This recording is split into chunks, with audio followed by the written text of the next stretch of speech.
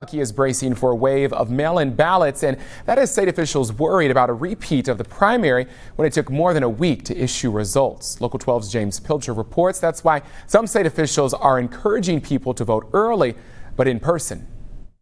More than 800,000 Kentuckians voted by mail in June's primaries, setting an all-time record. But it also led to delays of more than a week to get some results counted, and nearly broke the system, according to Kentucky's Secretary of State Michael Adams. That's why the Commonwealth's top election official wants to get voters to cast their ballots early and in person. We had clerk's offices close and do nothing else for weeks besides process absentee ballots, both on the way out and the way in. They stopped doing their other work, in some cases taxes and other stuff, and just did this. Kentucky voters have until October 9th to request a mail-in ballot. Such ballots need to be postmarked by November 3rd and received by November 6th. But early in-person voting starts October 13th and runs 6 days a week until November 2nd.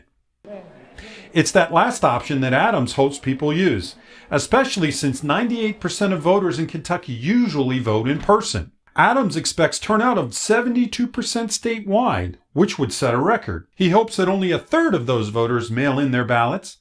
That would also hit about 800,000, but he says county officials are better prepared this time. Local officials are bracing for a wave of mail-in ballots, however.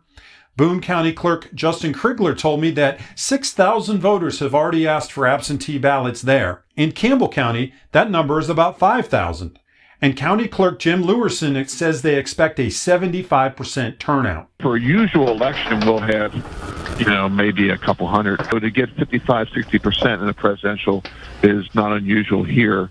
But yeah, 75 we're anticipating because of the nature of the election. The state received nearly $12 million in federal aid for the election. Adams says that Kentucky has already spent about 2/3 of that, mostly on new equipment that will help this fall. He also says this unusual election will cost the Commonwealth $5 million more than past presidential elections. James Pilcher, Local 12 News. And finally, Adams also said that voting twice is a felony and the state will prosecute those who try.